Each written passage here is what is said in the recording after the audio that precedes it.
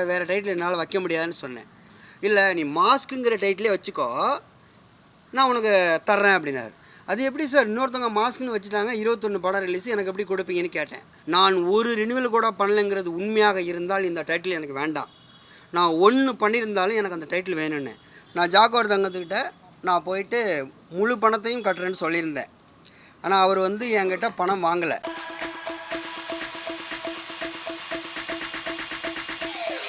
Sir எல்லாருக்கும் மாலை வணக்கம். என்னோடய பேர் புதுகை மாரிசா. இந்த ப்ரெஸ் மீட் எதுக்காக கூப்பிட்டு இருக்கேன் அப்படின்னா, மாஸ்க் அப்படிங்கிற படத்தோட டைட்டிலு, அந்த படம் என்னுடையது. நான் தான் ப்ரொடியூசர், நான் தான் டைரக்டரு.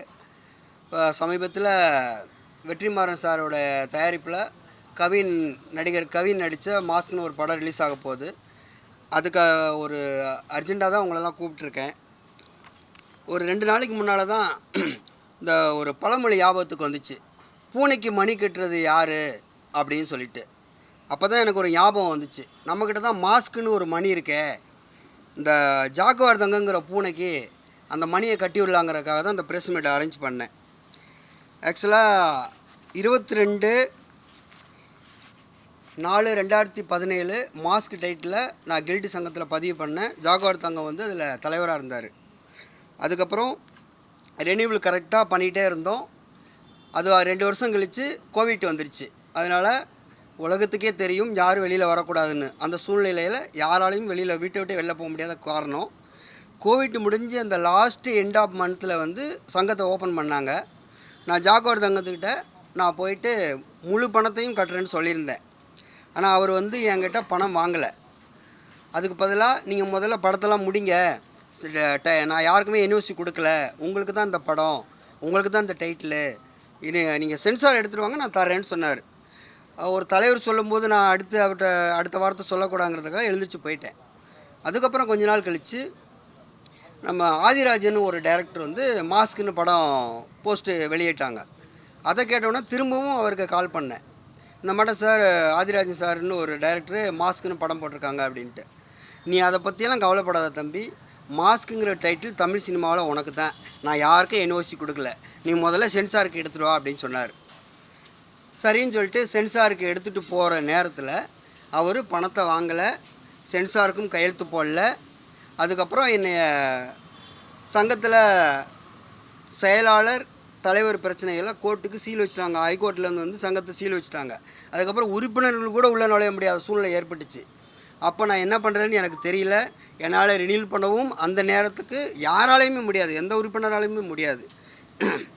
அதுக்கப்புறம் நான் சரி இதுக்கு மேலே அவரை நம்ப வேணான்னு சொல்லிட்டு தயாரிப்பாளர் சங்கத்துக்கு, அதாவது நம்ம பெப்சி தயாரிப்பாளர் சங்கத்துக்கு ஒரு கடிதம் அனுப்பிச்சேன் 1 வருஷத்துக்கு முன்னால். இந்த மாட்டம் வெற்றிமாறன் சார் தயாரிப்பில் மாஸ்க்குங்கிற ஒரு படம் வரப்போகுது சார், அது என்னோடய டைட்டிலு, அது ஜாக்குவார் தங்கம் சார் எனக்கு தான் கொடுக்குறேன்னு சொல்லியிருக்காரு, என்ஓசி யாருக்கும் கொடுக்கலன்னு அவர் உறுதிமொழி கொடுத்துருக்காரு, எனக்கு தயவுசெய்து அந்த எனக்கு ரிப்ளை வேணும் அப்படின்னு கேட்டிருந்தேன். 1 வருஷம் ஆச்சு, இது வரைக்கும் அங்கேருந்து எனக்கு பதில் வரல. அதுக்கப்புறம் பெப்சி யூனியனில் போய் நம்ம என்னோடய குடும்பத்தோடு நான் போயிட்டு நம்ம செல்வமணி சார்கிட்ட போயிட்டு கேட்டேன், இந்த மாட்டம் விஷயம் சார் எனக்கு அப்படின்ட்டு. அவர் எல்லாத்தையும் கேட்டுட்டு, சின்ன படங்கள் எடுக்கிற எல்லாருமே தற்கொலை பண்ணுறத தவிர வேறு வழியே கிடையாது, இதுக்கு மேலே நான் என்ன சொல்கிறேன்னு தெரியல தம்பின்னு என் மனைவி என் குழந்தை முன்னாலே சொன்னார். அதுக்காக நான் சாக மாட்டேன், வாழ்ந்து காட்டுவேங்கிறத உங்கள் முன்னால் நின்றுட்டுருக்கேன். அதுக்கப்புறம் அங்கேருந்து வந்துட்டேன். திரும்ப இயக்குனர் சங்கத்துக்கு ஒரு கடிதம் அனுப்பிச்சேன், இந்த மாட்டம் விஷயம்னு சொல்லி ஃபுல் டீட்டெயில் போட்டு. அங்கேருந்தும் எந்த ரிப்ளையும் வரல. அதுக்கப்புறம் கொஞ்ச நாளில் திரும்பவும் ஜாக்குவார் தங்கம் சார்கிட்ட போயிட்டு, சார் இந்த மாட்டம் ரொம்ப பிரச்சனையாக இருக்குது, எனக்கு கடன் கொடுத்து என்ன நம்பி இணைய தயாரிப்பாளர்கள் வந்தவங்களாம் ரொம்ப ப்ரெஷர் பண்ணுறாங்க, நான் படம் ரிலீஸ் பண்ணணும், எனக்கு டைட்டில் ரிஜிஸ்ட்ரேஷன் பண்ணி கொடுத்தா தான் நான் என்னுடைய படத்தில் முன்னால் சிஜி ஒர்க் பண்ண முடியும் மாஸ்க்குன்ட்டு, அதனால் தயவுசெய்து அது கொஞ்சம் எனக்கு ரினியூல் பண்ணி கொடுங்கன்னு கேட்டேன். தம்பி ரினியூல் பண்ண முடியாது, நீ படத்தெல்லாம் முடித்து நீயே மாஸ்க்குன்னு சிஜி ஒர்க் பண்ணதுக்கு எவ்வளோ ஆக போகுது, அதையும் நீயே போட்டு எடுத்துகிட்டு என்கிட்ட காட்டு, அதுக்கப்புறமா நான் தரேன்னாரு. அது போல் என்னால் செய்கிறதுக்கு என்கிட்ட அப்போதைக்கு அந்த அளவு அமௌண்ட் இல்லை, அதுவும் சரியான முறையும் கிடையாது. ஏன்னா டைட்டிலு அவர் முறைப்படி நமக்கு எதுவுமே கொடுக்க மாட்டுறாரு, எல்லாமே அவாய்ட் பண்ணிகிட்டே இருந்தார். அது வீட்டில் தான் அது எல்லாமே நான் பேச்சுவார்த்தை எல்லாமே பண்ணது. அதுக்கப்புறம் ரொம்ப நாள் இந்த பிரச்சனை போயிட்டு இருக்கும்போது இப்போ திடீர்னு போன வாரம் ட்ரெய்லர் அண்ட் ரிலீஸு மாஸ்க்கு 21 நவம்பர் 21 ரிலீஸ்னு போஸ்ட்டு பார்த்தேன். மவுண்ட் ரோட்டில் போயிட்டுருக்கும்போது அங்கேயே நிறுத்திட்டு ஃபோட்டோ எடுத்துகிட்டு ஜாகுவார் தங்கத்துக்கு அந்த விஷயத்தை ஃபோட்டோ அனுப்பிச்சிட்டு உடனே ஃபோன் பண்ணி கேட்டதுக்கு, நான் யாருக்கும் என்ஓசி கொடுக்கல, நீங்கள் தைரியமாக இருக்கலாம், அவங்க என்னவோ பண்ணிட்டு போகிறாங்க, நான் கொடுத்தா தானே அது டைட்டில் இது பண்ண முடியும்னு கேட்டார். நான் சொன்னேன், சார் படமே ரிலீஸ் ஆக போது சென்சார் பண்ணிட்டாங்க சார்னு. எப்படி பண்ணியிருப்பாங்க அப்படின்ட்டு என்னையவே கொஸ்டின் கேட்டார். சரி நீங்கள் வீட்டுக்கு வாங்க அப்படின்னார். மறுநாள் நான் வீட்டுக்கு போனேன். காலையில் 9 மணிக்கு வர சொன்னார். 12:30 மணி வரைக்கும் ஃபோன் எடுக்கலை. 12:30 மணிக்கு மேலே ஒரு ஃபோன் எடுத்துகிட்டு மேலே வாங்கன்னு கூப்பிட்டாரு. நான் மேலே போனேன். மேலே போய் உட்காந்த உடனே அவங்க தான் எல்லாமே பண்ணி முடிச்சிட்டாங்க, அவங்க சைடு எல்லாம் கரெக்டாக இருக்குது தம்பி அப்படின்னாரு. சார் நம்ம பேனர் நீங்கள் என்ஓசி கொடுத்தீங்களா இல்லையான்னு மட்டும் எனக்கு ஒரு லெட்ரு கொடுங்க. நீங்கள் என்ஓசி கொடுத்துட்டிங்கன்னா போதும், நான் எழுந்திரிச்சு போயிடுறேன். நீங்கள் கொடுக்கலன்னா எனக்கு மாஸ்க் டைட்டில் கொடுங்கன்னு. இல்லை நான் என்ஓசி இன்னும் கொடுக்கவே இல்லை, ஒரு வேளை மேனேஜர் மேடம் கொடுத்தாலும் கொடுத்துருப்பாங்க அப்படின்னாரு. சார் கில்டு சங்க தலைவர் நீங்கள், உங்களோட சைன் இல்லாமல் இந்த மட்டும் டைட்டில் வேறு ஆளுக்கு கொடுக்க முடியுமா மேனேஜர் ஆளுன்னு கேட்டேன். அமைதியாக இருந்தார். சரி அதுக்கப்புறம் இப்போ என்ன பண்ணலாம் தம்பி, அவங்க ரிலீஸ் பண்ண போகிறாங்க, நான் ஒரு வாரம் தான் இருக்குன்னாரு. நான் சொன்னேன், சார் நான் ரொம்ப கஷ்டப்பட்டுட்ருக்கேன், என்னை நம்பி பல பேர் பணம் போட்டிருக்காங்க, எனக்கு ஒன்று அவங்க சென்சார் பண்ணிட்டாங்க, இதுக்கு மேலே என்ன பண்ணணும்னு எனக்கு தெரியாது, தலைவராகிய உங்களுக்கு தான் தெரியும். நான் சாதாரண வளரும் ஒரு இயக்குனர், நான் போய் பெரிய ஆளுங்களோட மோத முடியாதுன்னு சொன்னதுக்கு அவங்கக்கிட்ட சமரசம் பேசி நான் ஏதாவது ஒரு அமௌண்ட் வாங்கி தரேன்னு வாக்குறுதி கொடுத்தாரு ஒரு 2 நாளுக்கு முன்னால்.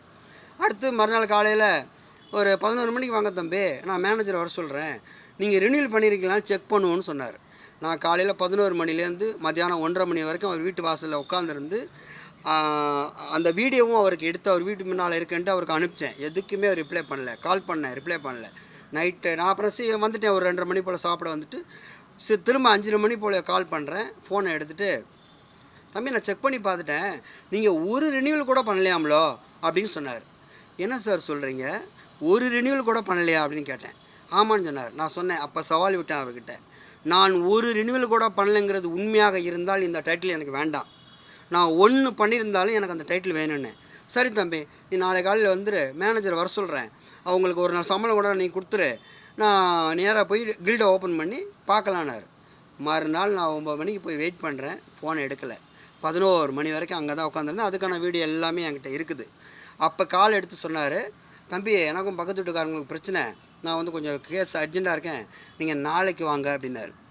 மறுநாள் காலையில் போனேன், ஃபோன் எடுக்கலை. ஈவினிங் போனால் ஃபோன் எடுக்கலை. நேற்று நைட்டு போனேன், ஃபோன் எடுக்கலை.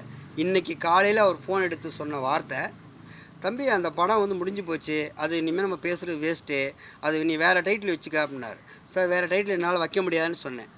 இல்லை நீ மாஸ்க்குங்கிற டைட்டிலே வச்சுக்கோ, நான் உனக்கு தர்றேன் அப்படின்னாரு.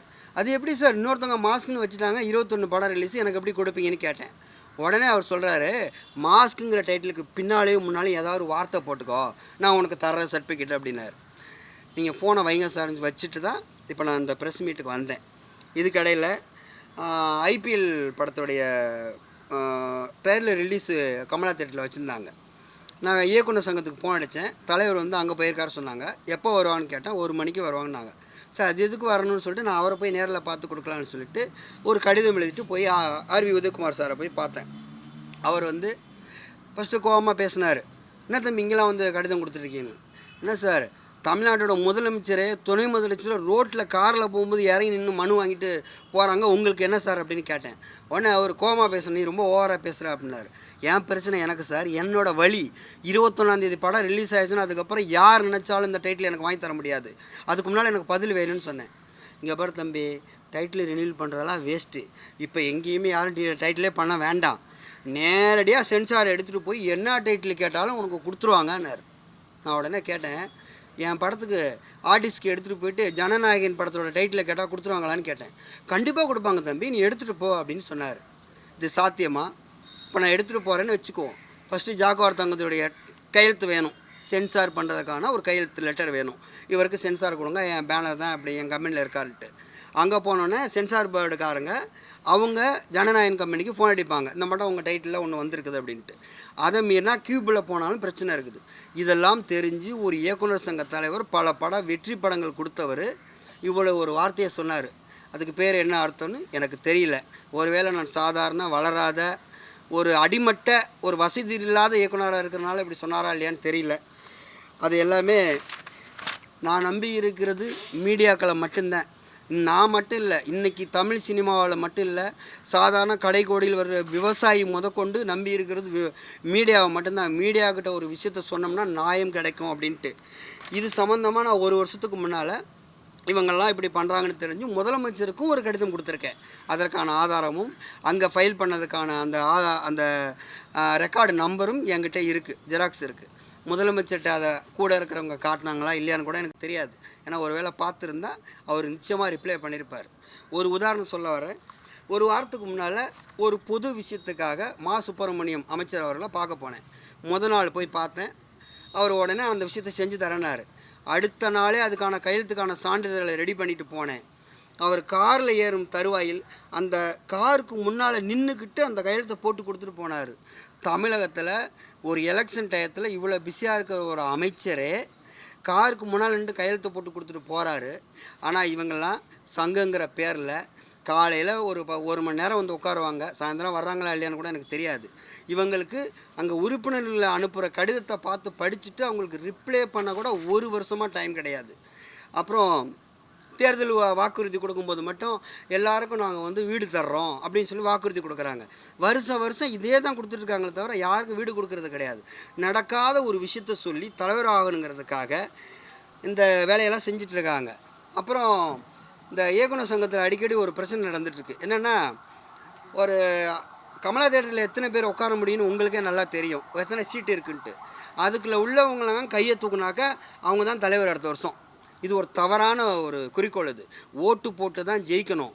உறுப்பினர்கள் ஓட்டு போட்டு தலைவராக வரவங்க நல்லவங்களா கெட்டவங்களான்னு அவங்க வந்து ஆளும்போது தான் புரிஞ்சுக்கணும். இனிமேல் தயவு செய்து இந்த ஹைகோர்ட் இதில் தலையிட்டு சட்டப்படி ஓட்டு நடத்தணும். அது அவங்க சொந்த பணத்தை வச்சு நடத்த போகிறது கிடையாது. இந்த இயக்குனர் சங்கத்தோட பணத்தை வச்சு தான் அந்த எலெக்ஷன் நடத்துகிறாங்க. செலவான ஆகிட்டு போகுது, நீங்கள் ஒன்றும் வருத்தப்பட வேணாம். இப்போ நான் கணக்கு போட்டபடி அடுத்தடுத்த வாரிசாகவே வந்துட்டுருக்காங்க. இப்போ தலைவராக இருக்கிறவர் அடுத்து வேறு பதவிக்கு போயிடுறாரு. இதில் பொருளாளர் செயலாளர் இருக்கிறது அடுத்து தலைவராக வந்துடுறாங்க. இந்த மட்டும் கண்டினியூட்டாக வர்றதெல்லாம் நான் கவனிச்சுட்டு தான் இருக்கிறேன். அதுபோல் அடுத்த தடவை நடக்கக்கூடாது. அதுபோல் இந்த கில்டு சங்கத்தை இழுத்து மூடி வச்சுருக்கிறாங்க. யார் உள்ளே போக முடியாது, பெரிய பிரச்சனையாக இருக்குது. ஒன்று சங்கத்தை இழுத்து மூடிடுங்க. உறுப்பினர்கிட்ட வாங்கியிருக்கீங்களா 25,000 பணம் எல்லாருக்கும் திருப்பி கொடுத்துருங்க. 1 மாதம் செலவுக்காக அந்த உறுப்பினர்களுக்கு பயன்படும். என்னத்துக்கு நீங்கள் அந்த பணத்தை வச்சுக்கிட்டு சங்கத்தையும் உபயோகம் பண்ணலாமல் தலைவர் வீட்டில் உட்காந்துக்கிட்டு சேலையில் வேறு ஒரு ஆஃபீஸில் உட்காந்துக்கிட்டு இதெல்லாம் எதுக்கு நடத்திட்டு இருக்கீங்க? ரினிவலே பண்ண தேவையில்லாத ஒரு விஷயத்துக்கு உறுப்பினர்கள் 6 மாதத்துக்கு ஒருத்தர் 600 எதுக்காக கட்டுறாங்க? இந்த பணமெல்லாம் எங்கே போய் சேருது? தயவுசெய்து புதுசாக படம் எடுக்க வர தயாரிப்பாளர்கள் இயக்குநருக்கு நான் ஒன்று சொல்கிறேன். யாருமே இனிமேல் டைட்டிலே அவங்க கம்பெனி பதிவு பண்ண வேண்டாம். முதல்ல படத்தை எடுங்க, சென்சார் பண்ணுறதுக்கு ஆர்டிஸ்ட்க்கு ரெடி பண்ணுங்கள், உங்கள் டைட்டிலை வைங்க. முதல் நாள் போய் கம்பெனி ஓப்பன் பண்ணுங்கள், மறுநாள் டைட்டிலை ரெனியூல் பண்ணுங்கள், அடுத்த நாள் சென்சார் பண்ணுங்கள். உங்கள் படத்துக்கு எந்த பிரச்சனையும் வராது. உங்களுக்கு மன நிம்மதியும் இருக்கும். தற்கொலைங்கிற எண்ணமே உங்களுக்கு வராது. அந்த லெவலுக்கு இந்த சங்கங்கள் போயிட்டுருக்கு. இதை தான் நான் சொல்லணும்னு நினச்சேன். என் மனசுல சொல்லிட்டேன். இதில் வெற்றிமாறன் சார், நடிகர் கவின், அந்த படத்துடைய ஆண்ட்ரியா மேடம், அந்த சொக்கலிங்கம் சார், இவங்களுக்கு எந்த பிரச்சனையுமே தெரியாது. ஏன்னா ஜாகவார்த்தங்க எல்லாத்தையும் மூடி மறைச்சிட்டு அவர் வீட்டுக்குள்ளே எல்லா கதவையும் டாப்பால் போட்டுட்டு உட்காந்துருக்கிறாரு. அதுக்கான வீடியோவும் எனக்கு இருக்குது. அவர் மேலே தான் இருக்கிறாரு, எல்லாம் எனக்கு தெரியும். அதனால் எனக்கு இப்போ நியாயம் கிடைக்கணும். ஒன்று டைட்டில் வேணும், இல்லை நான் கஷ்டப்பட்டு இத்தனை வருஷமாக எடுத்து வச்ச படத்துக்கு நீதி வேணும். இது சங்கங்களோ இல்லை பத்திரிகையாளர்களோ இல்லை சம்மந்தப்பட்ட முதலமைச்சரோ யாரோ ஒருத்தங்க எனக்காக இரக்கம் காட்ட ஒருத்தங்க இருக்காங்கிற நம்பிக்கையில் தான் நான் ஒரு தனி ஒருவனாக இதுக்கு போராடிட்டு இருக்கேன். இதுக்கு மேலே நான் சொல்கிறதுக்கு எதுவுமே இல்லை. நன்றி, வணக்கம். ஷூட்டிங் முடித்து ஆர்டிஸ்ட்க்கு ரெடியாக இருக்குது.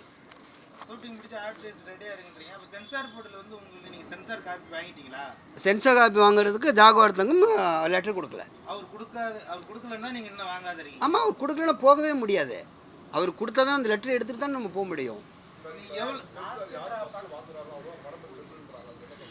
அது வந்து ஆர்வி உதயகுமார் டைரக்டர் தான் சொன்னார். இப்போ நீங்கள் யாருமே டைட்டில் ரெனியூவே பண்ண வேண்டிய தேவையே கிடையாதான். இப்போ நீங்கள் ஆர்டிஸ்ட்க்கு இப்போ நாளைக்கு நான் ஆர்டிஸ்ட்க்கு கொண்டு போய்ட்டு ஜனநாயகன் கொடுத்தாங்க எனக்கு கொடுத்துருவாருன்னு சொல்கிறாரு.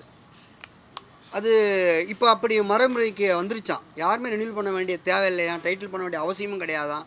இதை நான் சொல்லலை, வளர்ந்த பெரிய இப்போ இயக்குனர் சங்க தலைவராக இருக்கிற ஆர்வி உதயகுமார் சொன்னது ப்ளஸ் ஜாக்குவார் தங்கமும் இதே வார்த்தையை உபயோகப்படுத்தினார்.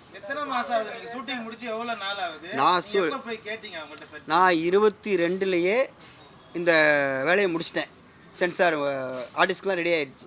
நான் வந்து நீங்கள் டைட்டில் கொடுத்ததுனா சார் நான் ஜிசி பண்ண முடியும் என்னுடைய மாஸ்க்குங்கிற டைட்டில். அதை தானே முன்னால் நான் ஜாயின் பண்ணி கொண்டுட்டு போக முடியும்னு கேட்டேன். அதுக்கு தான் அவர் கொடுக்கவே இல்லை.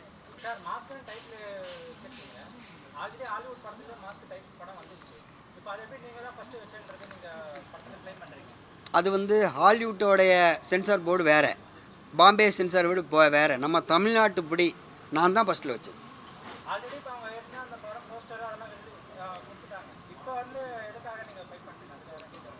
யார் கொடுத்துருக்குறா? இல்லை யார் சார்? சார் நான் ஒரு வருஷத்துக்கு முன்னால் அனுப்பின காப்பி எல்லாமே என் கையில் இருக்கிறது. நான் இப்போ ஒரு வாரமாக அந்த பிரச்சனையை கையில் எடுக்கலை. ஒரு வருஷத்துக்கு முன்னாலே தயாரிப்பாளர் சங்கத்துக்கு இங்கே பாருங்கள், ஜாகுவார் தங்கத்துக்கு 2025 2022 அவருக்கு ஆதிராஜன் போட்டது, அவருக்கான வாய்ஸ் ரெக்கார்டு எல்லாமே நான் வந்து வச்சுருக்கேன். நான் வந்து இந்த விஷயம் சும்மா எதுவுமே நான் பண்ணல, எல்லாமே அவருக்கு அனுப்பிச்சிருக்கேன். இங்கே பாருங்கள்,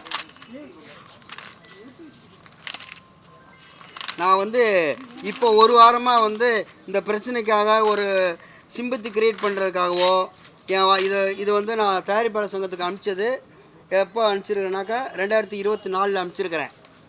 9/9/2024 தயாரிப்பாளர் சங்கத்துக்கு நான் வந்து ப்ரொபஷனல் கொரியர் மூலம் அனுப்பிச்சிருக்கிறேன். இதுக்கான ரெக்கார்டு இது வந்து 11/74/70 முதலமைச்சருக்கு எப்போ நான் அனுப்பிச்சது அப்படின்னா 2021 17/8/2021 அனுப்பிச்சிருக்கிறேன். இந்த விஷயத்தை பற்றி தான் எழுதுறேன். நான் இப்போ இந்த விஷயத்தை ஆரம்பிக்கவே இல்லை. இது வந்து தயாரிப்பாளர் சங்கத்துக்கு அனுப்பிச்சது. அதில் ரொம்ப தெளிவாக போட்டிருக்கேன். இந்த மட்டும் ஹைகோர்ட் மூலம் மாஸ்க்கு தலைப்பு வந்து ஆர்கே செல்வமணி சார்ட்டு சொன்னது எல்லாமே இதில் சொல்லியிருக்கிறேன். ஜாகுவார் தங்கம் வந்து உங்களுக்கு தான் இந்த தலைப்பு, நான் யாருக்கும் என்ஓசி கொடுக்கலங்கிற முதற்கொண்டு நம்மளுடைய தயாரிப்பாளர் முரளி ராமசாமி தலைவர் அவர்களுக்கு நான் அனுப்பிச்சிருக்கிறேன். இதெல்லாம் நான் ரொம்ப வருஷத்துக்கு முன்னாலே பண்ணியிருக்கிறேன். 3 வருஷம் ஆகுது படம் முடிஞ்சு. ஆமாம், 3 வருஷம் வரைக்கும் நீங்கள் வந்து இந்த டைட்டில் வந்து ரெனியூவல் பண்ணதுக்கு காரணம் ஜாகுவார் தங்கம். பதிவு பண்ணதுக்கு காரணம் ஜாகுவார் தங்கம் பணம் வாங்கலை. அதுக்கு படத்தை ரிலீஸ் பண்ணணும் அப்படிங்கிறதுக்காக கூட நீங்கள் போகல? இல்லை, ரிலீஸ் பண்ண தான் சார் போனேன். சென்சாருக்கு எனக்கு ஆர்டிஸ்ட் ரெடி சார். இப்போ ஒன்றுன்னு தெரிஞ்சுக்கோங்க, இப்போ குழந்தைக்கு பேர் வைக்காமல் ஆதார் கார்டோ ரேஷன் கார்டோ ஏதோ ஒன்று நீங்கள் போய் அப்பீல் பண்ணி வாங்கிட முடியுமா? குழந்தைக்கு பேர் என்ன? மாஸ்க்கு. அதை நான் வச்சுருக்கேன். எனக்கு அதுக்கான இதை கொடுங்கன்னா காசை வாங்க மாட்டுறாரு அவர். இந்த மேடத்தை கூப்பிட்டு சொல்கிறாரு, மேடம் இந்த டைட்டில் நம்மகிட்ட தானே இருக்குது அப்படின்னு கேட்பாரு. உடனே அவங்க ஆமாம் சார், அப்போ ஒன்றும் பிரச்சனை இல்லை தம்பி அப்படிம்பாரு. நல்லா புரிஞ்சுங்க. நான் வந்து அவர் சட்டையை பிடிச்சி என் டைட்டில் கொடு இல்லை காசை வாங்குன்னு கேட்க முடியாது. ஏன்னா அவர் உள்ள எல்லா கேமராவும் எப்போ ஆன் பண்ணுவார் எப்போ ஆஃப் பண்ணுவார்னு எல்லாருக்கும் தெரியும். அவர் வீட்டில் உள்ள 2 கேமராவும் என்றைக்குமே ஆன் ஆகாது. ஏன்னா அவர் வீட்டுக்கு ஏதாவது விபரீதம் நடந்துருன்ட்டு. ஆனால் கில்டில் உள்ள கேமரா எப்போ ஆன் ஆகும் எப்போ ஆஃப் ஆகுன்ட்டு ரெக்கார்டே இருக்குது ஹைகோர்ட்டில். கில்டு மேலே வந்து கடந்த ஒரு 2-3 வருஷமாக பிரச்சனை போயிட்டு இருக்கு. ஜாகுவார் தங்கம் மேலே வழக்கு போட்டிருக்காங்க. நிறைய கேமராமேனே ஒருத்தர் வழக்கு போட்டிருக்காரு. அப்படி இருக்கும் பட்சத்தில் நீங்கள் வந்து இது வரைக்கும் இந்த டைட்டில் அவர் கொடுப்பாருன்னு எந்த நம்பிக்கையில் இருந்தீங்க நீங்கள்? சார் தலைவருங்கிற ஒரு மரியாதை தான் சார். இப்போ நம்ம ஃப்ரெண்டாக இருந்தால் டே என்னடா அப்படி பண்ணுறான்னு கேட்கலாம். நம்ம எதிரியாக இருந்தால் கோபத்தில் 2 அடி அடிக்கலாம். ஒரு சங்க தலைவராக அதுவும் ஒரு பொது வாழ்வில் இருக்கிற ஒரு மனுஷரை போட்டு நம்ம மரியாதையாக தான் சார் பேச முடியும். அதை நான் இதுக்கு மேலே நான் என்ன செய்யணும்னு நினைக்கிறேன். அவரை பற்றி உங்களுக்கு தெரியும், ஏற்கனவே அடிகாலங்களை வச்சு நிறைய பேரை அடித்ததுக்கான ஆதாரமும் இருக்குது. துரை சாருக்கு எவ்வளோ பெரிய பிரச்சனை நடந்திருக்கு, சட்டையை பிடிச்சி இழுத்ததுக்கான ஆதாரமும் இருக்குது. அப்போ நான் போய் ஒரு தனியால் பண்ணால் என்னை என்ன வேணாலும் செய்வார் சார் அவர். ஏன்னா அவருக்கு பணப்பலம் இருக்குது, பதவி பலம் இருக்குது, எல்லாம் இருக்குது. எனக்கு எதுவுமே கிடையாது. நான் ஒரு ஆள், எனக்கு 2 குழந்தைங்க, ஒரு ஒய்ஃப். நான் அடுத்த படம் நான் என்னையை காப்பாற்றணும், என் குழந்தைங்களை காப்பாற்றணும். முன்னால் கூட தோணுச்சு எனக்கு. அவர் வீட்டு முன்னாலே தற்கொலை பண்ணி செத்துட்டோம்னா நடிகர் இயக்குனர் சங்கம் எல்லாம் சேர்ந்து பல லட்சங்களை என் மனைவிக்கு கொடுப்பாங்க, அள்ளி கொடுப்பாங்க. இப்போ பார்த்துட்டு தானே இருக்கிறோம். எங்கேயாவது ஒருத்தங்க இறந்துட்டாங்கன்னா என்ன நடக்குது அப்படின்னு. ஒரு பொதுக்கூட்டம் வந்து யாராவது இறந்துட்டாங்கன்னா பணம் நிச்சயம். ஆனால் அப்படி நான் நினைக்கல. உழைச்சி சம்பாதிக்கலாம், நம்ம இந்த பேசி பார்ப்போம், பத்திரிக்கைக்கு இந்த செய்தியை வைப்போம், அவங்களால முடிஞ்ச உதவியை பண்ணட்டும். அப்படி இல்லைன்னா அதுக்கு மேலே நான் ஒன்றுமே பண்ண முடியாது. ஆனால் எதிர்த்து போராட. ஆமாம் சார் எனக்கு எனக்கு வந்து ஜாகுவார் தங்கத்து மேலே தான் குற்றத்தை வைக்கிறேன். அவர் என்கிட்ட கேட்ட விஷயம் முந்தா நாள் நைட் ஈவினிங், தம்பி அவர் சென்சார் வச்சுட்டாங்க, பெரிய டைரக்டர், பெரிய ஹீரோ, ப்ரொடியூசர் எல்லாமே பெரிய ஆளுங்க, நம்ம இப்போ போய் டைட்டில் கேட்க முடியாது, நான் ஏதாவது பணம் வாங்கி தரட்டுமான்னு கேட்டார். நான் என்ன பண்ணுவேன், நான் கஷ்டப்பட்டுட்ருக்கேன், எனக்கு இப்போ கடங்காரங்க துரத்திட்டு இருக்காங்க, பதில் சொல்ல முடியலை. இன்னும் ஒரு விஷயம் சொல்கிறேன், போன மாதம் எங்கள் அம்மா இறந்துட்டாங்க ஊரில், நான் போகலை, வீடியோ காலில் தான் எங்கள் அம்மாவை பார்த்தேன். ஏன்னா ஊரில் கடங்காரங்க இருக்கிறதுனால எங்கள் அம்மாவுடைய பணத்தை தூக்க விடாமல் தடுத்துருவாங்களோ ஒரு இதுக்கான போல.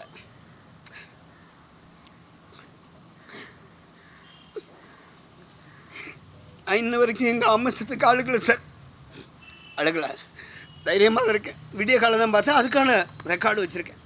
ஏன்னா போனால் தடை பண்ணி அம்மா நல்லா வாழ்ந்தாங்க, அவங்கள போய் தூக்குறதுல ஒரு பிரச்சனை வந்துட கூட நான் போகலை. இப்படியெல்லாம் எல்லா கஷ்டமும் ஜாகுவார் தங்கத்துக்கு தெரியும், எல்லாமே தெரியும். அவர் அவ்வளோ நல்லவராக என்கிட்ட பேசினார், அவ்வளோ எப்படி சொல்கிறேன்னு தெரில எனக்கு. சார் நான் கடன் பிரச்சனை ரொம்ப இருக்கேன் சார். எனக்கு வந்து அவங்க பெரிய கோடி பணம் போட்டு எடுத்திருக்காங்க, அவங்களுக்கு இந்த விஷயம் தெரியாது. ஏன்னா தெரிஞ்சிருந்தால் கூட என்னை கூப்பிட்டு பேசியிருக்க வாய்ப்பு இருக்குது. ஜாகுவார் தங்கம் மறைச்சிட்டார், முழுக்க மறைச்சிட்டார். அதனால் எனக்கு இப்போதைக்கு பண உதவி இருந்தால் மட்டும்தான் நான் என் பிரச்சனையை இந்த படத்தில் ஃபஸ்ட்டு ஓப்பனிங் டாட்டே மாஸ்க்குன்னு தான் வச்சுருக்கேன். அதை நான் தூக்கணும், அதை தூக்கிவிட்டு அடுத்து படம்லாம் மாஸ்க்குங்கிறது அது ஒன்றும் பிரச்சனை இல்லை வச்சுங்களேன். டைட்டில் வேறு சேஞ்ச் பண்ணணும், புதுசாக போய் சென்சார் பண்ணணும், அதுக்கான வேலையை பண்ணணும். பண பற்றாக்குறையில் இருக்க அவ்வளோதான் விஷயம். என்னுடைய விஷயத்த இதான் அவங்களுக்கு தெரியப்படுத்த வரேன். நான் அவங்கள குறை சொல்லி எந்த பிரயோஜனமும் கிடையாது. ஏன்னா அவங்களுக்கு இந்த விஷயம் ஜாகுவார் தங்கம் கொண்டு போகவே இல்லை. இவர் என்ஓசி கொடுத்துட்டாருங்கிற விஷயமே நீங்கள் ஆராய்ச்சி பண்ணதுக்கப்புறம் தான் எனக்கு தெரிய வரும். ஏன்னா அவர் கண்டிப்பாக கொடுத்துருப்பார், அவ்வளோ நல்லவர், அவர் கண்டிப்பாக கொடுத்துருப்பார் சென்சார், அவர் கொடுத்துருப்பார், இங்கே யாருக்கும் இல்லைங்கன்னு கொடுத்துருப்பார் அவர். சார் என்னால் எப்படி சார் போக முடியும்? சாதாரணமாக ஆரம்பம்னு ஒரு படம் கேள்விப்பட்டிருப்பீங்க எல்லாரும், என்னோடய டைட்டில் அது. நான் ரிஜிஸ்டர் பண்ணலை, ஷூட்டிங் போயிட்டு இருந்தேன் குற்றாலத்தில். நான் ஷூட்டிங் முடிச்சுட்டு வர கேப்பில் அஜித் படத்துக்கு வச்சுட்டாங்க. நான் எதுவுமே சொல்லலையே, இது வரைக்கும் யாருக்குமே சொல்லலையே. ஏன்னா அது என்னோடய டைட்டில், அதுக்கான போஸ்ட்லாம் நான் வச்சுருக்கேன். நான் ரிஜிஸ்டர் பண்ணலை, நான் பண்ணலை, அது என் மேலே தப்பு. இது நான் பண்ணியிருக்கேன், நான் போராடுவேன், இது எனக்கு உரிமை இருக்குது, அதுக்கு என்னோடய படம், அது என்னோடய டைட்டில். இப்போ எல்லாருமே கேட்குறாங்க மாஸ்டர் போஸ்ட் வரணும், என்ன உங்கள் பேர் வரல டைரக்டர் அப்படிங்கிறாங்க. என் படம்னு நினச்சிக்கிட்டே என்ன கேட்குறாங்க எல்லோரும். ஏன்னா இப்போ கடந்த 8 வருஷமாக நான் தான் டைரக்டர்னு எல்லாருக்கும் தெரியும் சார். எங்கேயாவது போய் கதை சொல்ல போனால் அந்த படத்தை ரிலீஸ் பண்ணிட்டு வாங்கங்கிறாங்க, நான் என்ன பண்ண முடியும்? இதே டைட்டில் வந்து தயாரிப்பாளர் சங்கத்தில் வந்து அந்த மாஸ்க் படத்தோட கம்பெனி ரிஜிஸ்டர் பண்ணியிருந்தா நீங்கள் அப்போ என்ன நடவடிக்கை எடுப்பீங்க? அதுக்கான அந்த டேட்டு நான் 2017 22 பண்ணியிருக்கேன் இல்லையா, அவங்க அதுக்கு முன்னால் பண்ணியிருந்தால் அவங்களுக்கு தான் அது சொந்தம். அதுக்கு அப்புறம் பண்ணியிருந்தால் எப்படி, யார் கொடுத்தா? ஏன்னா 3 சங்கங்கள் இங்கே இருக்குதுன்னு ஜாகுவார் தங்கம் சொல்லியிருக்கிறாரு. அதாவது ஒன்று வந்து பெப்சி யூனியனு, இன்னொன்று கில்டு, இன்னொன்று ஏதோ தெலுங்கு யூனியன் 3 இருக்கான். இப்போ வந்து நம்ம போய் உதாரணத்துக்கு கில்டில் வந்து ஒரு டைட்டில் கேட்டோம் அப்படின்னா 1 மாதம் அந்த டைட்டில் நமக்கு கொடுக்குறதுக்கு என்ன காரணம் அப்படின்னா 2 பேருக்கிட்டையும் அவங்க என்ஓசி கேட்பாங்களாம். அவங்க என்ஓசி கொடுத்ததுக்கப்புறம் தான் நமக்கு அந்த டைட்டில் கொடுப்பாங்க. இன்றைக்கி சின்ன படங்கள்லாம் ரொம்ப அசிங்கமாக ஒரு சிரிக்கிறாப்பில் ஏன் டைட்டில் வருதுன்னு உங்களுக்கு தெரியுமா? அதுக்கு ஜாகுவார் தங்கம் தான் காரணம். இவங்க அற்புதமான டைட்டில் வச்சுட்டு போவாங்க, அவர் அதை கொடுக்க மாட்டார். ஐயோ இது வேற ஆள் வச்சுருக்காரு அப்படின்னு சொல்லுவார். ஆனால் கண்டிப்பாக சொல்கிறேன், யார்ட்டையுமே இருக்காது, பணத்தை எதிர்பார்ப்பார். அடுத்து சார் அந்த டைட்டில் வேணும் சார், என் கதைக்கு முக்கியம் போய் இயக்குனர் கேட்பார். அப்படியா சரி, நான் அவர்கிட்ட பேசி பார்க்குறேன், ஏதாவது பணம் எதுவும் கொடுக்க முடியுமா உங்களால் அப்படின்னு கேட்பார். இவங்க கொடுக்குறேன்னு சொல்லிட்டாங்கன்னா இவரே அந்த காசை வாங்கி வச்சுக்கிட்டு டைட்டில் அட்ஜஸ்ட் பண்ணி கொடுத்துருவார். இவர் கொடுக்கலன்னு சொல்லிட்டாருன்னா அந்த டைட்டில் யாருக்கும் கொடுக்க மாட்டார், ஒருத்தர்கிட்ட இருக்கும்பார். ஏன் அவன் நம்பர் கொடுக்கட்டுமே, போய் பேசட்டும், காலில் விழுவட்டும், என் கதைக்கு தேவைன்னு சொல்லட்டும். இறக்கப்பட்டு யாரும் கொடுக்க மாட்டாங்க அந்த டைட்டில். கொடுப்பாங்க சார், வெற்றிமாறன் சாரே என்கிட்ட வந்து கேட்டிருந்தா கொடுத்துருப்பேன் சார். ஏன்னா ஒரு பெரிய டைரக்டரு, நான் வளர்ந்து வரேன், எனக்கு அவ்வளோ பெரிய ஆடியன்ஸ்லாம் தேட்டருக்கு வரமாட்டாங்க, கவினுக்கு வருவாங்க, நான் கொடுத்துருப்பேன் அந்த டைட்டில். ஆனால் ஜாகுவார் தங்கம் மறைச்சிட்டார் சார் எல்லாத்தையும்.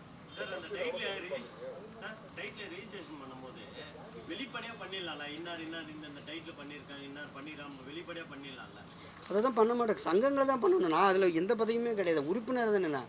சங்கங்கள் நினச்சா இது பண்ணியிருக்காங்கன்னு ஒரு வெப்சைட்டை ஓப்பன் பண்ணி இது பண்ணியிருக்காங்க போட்டால் எல்லாருக்கும் தெரிஞ்சிட போகுது. இப்போ வந்து உதாரணத்துக்கு நான் வந்து தணல்னு நான் தான் டைட்டில் வச்சேன், அதுவும் நீட் பண்ணல, வேற ஆள் பண்ணிட்டாங்க. நான் அதெல்லாம் எதுவுமே சொல்லலையே, என்னோடய டைட்டில் தான் அது. எல்லாத்துக்கும் ரெக்கார்டு என்கிட்ட இருக்குது, கதையை எழுதி வச்சுருக்கேன் தணல்ன்ட்டு. ஆனால் வேறு படம் வந்துருச்சு, நான் அதெல்லாம் கேட்கல, ரிஜிஸ்டர் பண்ண. இது நான் என்ன சொல்கிறேன், ஒரு டைட்டிலாக இப்போ ஆர்வி உதயகுமார் சார் சொல்கிறபடி பார்த்தா யாருமே டைட்டில் வைக்க வேண்டாம், நேரடியாக படத்தை பண்ணுங்கள், சென்சாருக்கு போடுங்க, கொடுங்க, டைட்டில் கொடுத்துருவாங்கங்கிறாங்க. இவ்வளோதான் விஷயம். யாரும் அவசரப்பட்டு தயாரிப்பாளர்களே பூஜைங்கிற பேரில் உங்கள் டைட்டில் அனௌன்ஸ்மெண்ட் பண்ணிடாதீங்க. நீங்கள் 1 லட்சம் 2 லட்சம் செலவு பண்ணி நீங்கள் பண்ணுவீங்க, மறுநாள் ஒருத்தன் ஆர்டிஸ்ட்டுக்கு தூக்கி கொண்டு போய்ட்டு அந்த டைட்டில் ரினியூல் பண்ணிட்டு போயிட்டே இருப்பான். அவ்வளோதான், யாரும் பண்ணாதீங்க. இயக்குனர் சங்கத்தில் உறுப்பினரா சார்? இயக்குனர் சங்கத்தில் உறுப்பினர். என்னுடைய கார்டு இன்னும் வந்து 1167ன்னு நினைக்கிறேன். இயக்குனர் சங்கத்தில் உறுப்பினராக இருந்துட்டு உங்களுக்கு வந்து அவங்க வந்து ஆர்வி உதயகுமார் வந்து உதவி பண்ண மறுக்கிறாரா சார்? அதை கேட்டதுக்கு கோவப்படுறாரு சார். அவர் காரில் உட்காந்துக்கிட்டு கார் டோரை மூடினார். நான் என்ன சார் இந்த கேள்வி கேட்டேன். முதலமைச்சரே ரோட்டில் நின்று மனு வாங்குறாரு, உங்களுக்கு இதை வாங்குறதுக்கு என்ன சார்னு கேட்டோம். டப்புன்னு கதவை திறந்துட்டு என்ன தம்பி உங்களுக்கு அப்படின்னு கேட்டார்.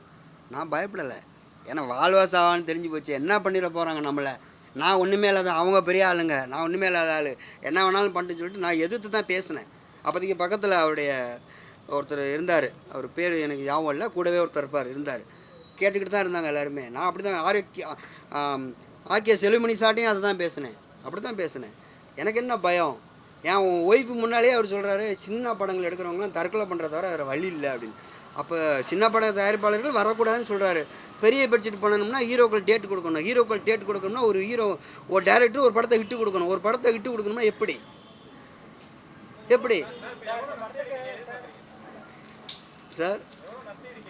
சார் இந்த படத்தோட பட்ஜெட்டு நான் ஸ்மால் பட்ஜெட்டில் பண்ணேன். 80 லட்ச ரூபாய்க்கு தான் நான் பண்ணேன். நான் வந்து 10 கோடி 20 கோடிக்கெல்லாம் இந்த படம் பண்ணலை, 80 லட்ச ரூபாய்க்கு தான் பண்ணேன். இப்போ வட்டியெல்லாம் சேர்த்து கிட்டத்தட்ட ஒரு 5-6 வருஷத்தில் ஒரு 1.5 கோடி ரூபாய்க்கிட்ட இருக்குது. எனக்கு இவ்வளோதான் அவ்வளோதான் இல்லை சார். எனக்கு வந்து என்னுடைய பணத்தை பற்றி நான் பேசலை. என்னை நம்பி போட்ட ஒரு 6 பேர் இருக்காங்க, என்னை நம்பி எதிர்பார்த்துட்டு அவங்களுக்கு கொடுக்குற லெவலுக்கு எனக்கு பணம் வந்தாவே போதும். வேறு எதையுமே நான் எதிர்பார்க்கவே இல்லை. இல்லை 1.5 கோடியெல்லாம் தேவையில்லை சார். அது வந்து நான் வட்டியெல்லாம் சேர்த்துல அதுக்கெல்லாம் போய் அவங்க ஆளாக முடியாது. எனக்கு அவங்களால இறக்கப்பட்டு அவங்களுக்கு ஒரு மனசாட்சி இருக்குது. இந்த படத்தோட டைட்டில் எவ்வளோ பெரிய விஷயம், கொரோனா டயத்தில் மாஸ்க் எவ்வளோ பெரிய வேல்யூ ஆச்சு, அதனால தான் இதை அவங்க வச்சாங்க. இந்த மாஸ்க்குன்னு வந்தோன்னே எல்லோரும் எனக்கு கொரோனா டயத்தில் இவ்வளோ அற்புதமான டைட்டில் நீங்கள் வச்சுருக்கீங்களா பாராட்டினாங்க. அது கொரோனா வர்றதுக்கு முன்னாலே மாஸ்க்னு வச்சால்னா 2017 அதுக்கான ரெக்கார்ட் இருக்குது சார். இப்போ டைட்டில் கிடைக்கல, இப்போ என்ன பண்ண போகிறீங்க? இல்லை கேஸ் என்ன பண்ண போகிறீங்க? ப்ரெஸ் மீட்டு வச்சுருக்கேன் சார். எனக்கு இதுக்கு மூலம் தீர்வு வேணும். ஏன்னா அடுத்து நான் ஆக்ஷன் எடுக்கிறதுக்கு பணம் வேணும். கோர்ட்டில் போய் ஸ்டே ஆர்டர் வாங்கினோம்னா அவ்வளோ பெரிய நிறுவனத்தை எதிர்த்து ஸ்டே ஆர்டர் வாங்குறதுன்னா எவ்வளோ பெரிய சாத்தியம்னு உங்கள் எல்லாருக்குமே தெரியும். நான் போய் ஒரு அட்வொகேட்டை ஃபிக்ஸ் பண்ணால் அந்த அட்வொகேட்டை விலை கொடுத்து வாங்கிடுவாங்க. யார் வருவா எனக்காக? அதனால் அவ்வளோ பெரிய பிரச்சனையில் இருக்கேன்.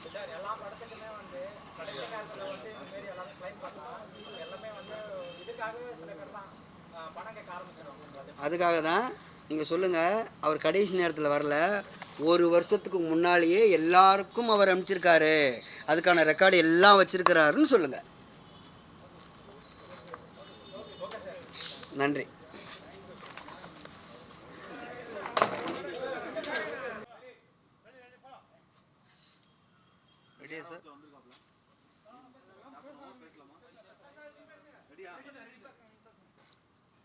சார் எல்லாருக்கும் மாலை வணக்கம். என்னோடய பேர் புதுகை மாரிசா. இந்த ப்ரெஸ் மீட்டு எதுக்காக கூப்பிட்டு இருக்கேன் அப்படின்னா, மாஸ்க் அப்படிங்கிற படத்தோட டைட்டிலு, அந்த படம் என்னுடையது. நான் தான் ப்ரொடியூசர், நான் தான் டைரக்டரு. இப்போ சமீபத்தில் வெற்றிமாறன் சாரோட தயாரிப்பில் நடிகர் கவின் நடித்த மாஸ்க்னு ஒரு படம் ரிலீஸ் ஆக போகுது. அதுக்கு ஒரு அர்ஜெண்ட்டாக தான் உங்களெல்லாம் கூப்பிட்ருக்கேன். ஒரு 2 நாளைக்கு முன்னால் தான் இந்த ஒரு பழமொழி ஞாபகத்துக்கு வந்துச்சு, பூனைக்கு மணி கட்டுறது யார் அப்படின்னு சொல்லிட்டு. அப்போ தான் எனக்கு ஒரு ஞாபகம் வந்துச்சு, நம்மக்கிட்ட தான் மாஸ்க்குன்னு ஒரு மணி இருக்கே, இந்த ஜாக்குவார் தங்கங்கிற பூனைக்கு அந்த மணியை கட்டி விடலாங்கிறதுக்காக தான் இந்த ப்ரெஸ் மீட்டை அரேஞ்ச் பண்ணேன். ஆக்சுவலாக 22/4/2017 மாஸ்க் டைட்டில் நான் கில்டு சங்கத்தில் பதிவு பண்ணேன். ஜாக்குவார் தங்கம் வந்து அதில் தலைவராக இருந்தார். அதுக்கப்புறம் ரெனியூவல் கரெக்டாக பண்ணிகிட்டே இருந்தோம். அது 2 வருஷம் கழித்து கோவிட் வந்துருச்சு. அதனால் உலகத்துக்கே தெரியும் யாரும் வெளியில் வரக்கூடாதுன்னு. அந்த சூழ்நிலையில் யாராலையும் வீட்டை விட்டு வெளில போக முடியாத காரணம், கோவிட் முடிஞ்சு அந்த லாஸ்ட்டு எண்ட் ஆஃப் மந்தில் வந்து சங்கத்தை ஓப்பன் பண்ணாங்க. நான் ஜாகுவார் தங்கத்துக்கிட்ட நான் போயிட்டு முழு பணத்தையும் கட்டுறேன்னு சொல்லியிருந்தேன். ஆனால் அவர் வந்து என்கிட்ட பணம் வாங்கலை. அதுக்கு பதிலாக நீங்கள் முதல்ல படத்தெல்லாம் முடிங்க, நான் யாருக்குமே என்ஓசி கொடுக்கல, உங்களுக்கு தான் இந்த படம், உங்களுக்கு தான் இந்த டைட்டிலு, நீங்கள் சென்சார் எடுத்துகிட்டு வாங்க நான் தரேன்னு சொன்னார். ஒரு தலைவர் சொல்லும்போது நான் அடுத்த வார்த்தை சொல்லக்கூடாங்கிறதுக்காக எழுந்திரிச்சு போயிட்டேன்.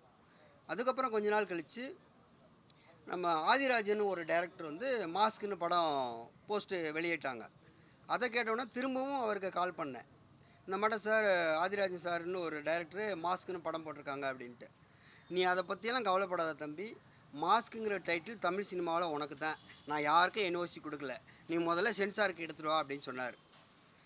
சரின்னு சொல்லிட்டு சென்சாருக்கு எடுத்துகிட்டு போகிற நேரத்தில் அவர் பணத்தை வாங்கலை, சென்சாருக்கும் கையெழுத்து போடல. அதுக்கப்புறம் என்னைய சங்கத்தில் செயலாளர் தலைவர் பிரச்சனைகளை கோர்ட்டுக்கு சீல் வச்சுட்டாங்க. ஹைகோர்ட்லேருந்து வந்து சங்கத்தை சீல் வச்சுட்டாங்க. அதுக்கப்புறம் உறுப்பினர்கள் கூட உள்ளே நுழைய முடியாத சூழ்நிலை ஏற்பட்டுச்சு. அப்போ நான் என்ன பண்ணுறேன்னு எனக்கு தெரியல. என்னால் ரினியூல் பண்ணவும் அந்த நேரத்துக்கு யாராலையுமே முடியாது, எந்த உறுப்பினராலையுமே முடியாது.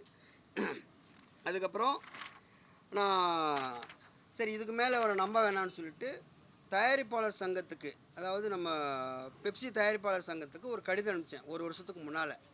இந்த மாட்டம் வெற்றிமாறன் சார் தயாரிப்பில் மாஸ்க்குங்கிற ஒரு படம் வரப்போகுது சார், அது என்னோடய டைட்டிலு, அது ஜாகுவார் தங்கம் சார் எனக்கு தான் கொடுக்குறேன்னு சொல்லியிருக்காரு, என்ஓசி யாருக்கும் கொடுக்கலன்னு அவர் வந்து உறுதிமொழி கொடுத்துருக்காரு, எனக்கு தயவுசெய்து அந்த எனக்கு ரிப்ளை வேணும் அப்படின்னு கேட்டிருந்தேன். 1 வருஷம் ஆச்சு, இது வரைக்கும் அங்கேருந்து எனக்கு பதில் வரல. அதுக்கப்புறம் பெப்சி யூனியனில் போய் நம்ம என்னோடய குடும்பத்தோடு நான் போயிட்டு நம்ம செல்வமணி சார்கிட்ட போயிட்டு கேட்டேன், இந்த மாட்டம் விஷயம் சார் எனக்கு அப்படின்ட்டு. அவர் எல்லாத்தையும் கேட்டுட்டு, சின்ன படங்கள் எடுக்கிற எல்லாருமே தற்கொலை பண்ணுறத தவிர வேறு வழியே கிடையாது, இதுக்கு மேலே நான் என்ன சொல்கிறேன்னு தெரியல தம்பின்னு என் மனைவி என் குழந்தை முன்னாலே சொன்னார். அதுக்காக நான் சாக மாட்டேன், வாழ்ந்து காட்டுவேங்கிறத உங்கள் முன்னால் வந்து நின்றுட்டுருக்கேன். அதுக்கப்புறம் அங்கேருந்து வந்துட்டேன். திரும்ப இயக்குனர் சங்கத்துக்கு ஒரு கடிதம் அனுப்பிச்சேன், இந்த மாட்டம் விஷயம்னு சொல்லி ஃபுல் டீட்டெயில் போட்டு. அங்கேருந்தும் எந்த ரிப்ளையும் வரல. அதுக்கப்புறம் கொஞ்ச நாளில்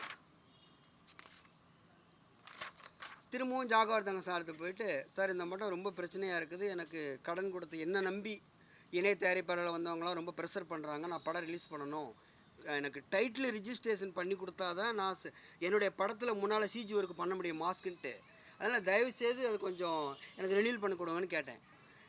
தம்பி ரினியூல் பண்ண முடியாது, நீ படத்தெல்லாம் முடித்து நீயே மாஸ்க்குன்னு சிஜி ஒர்க் பண்ணதுக்கு எவ்வளோ ஆக போகுது, அதையும் நீயே போட்டு எடுத்துகிட்டு வந்து என்கிட்ட காட்டு, அதுக்கப்புறமா நான் தரேன்னாரு.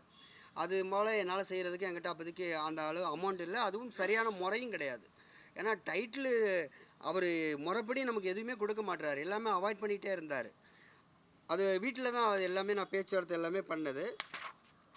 அதுக்கப்புறம் ரொம்ப நாள் இந்த பிரச்சனை போயிட்டுருக்கும்போது இப்போ திடீர்னு போன வாரம் ட்ரெய்லர் அண்ட் ரிலீஸு மாஸ்க்கு 21 நவம்பர் 21 ரிலீஸ்னு போஸ்ட்டு பார்த்தேன் மவுண்ட் ரோட்டில் போயிட்டுருக்கும்போது.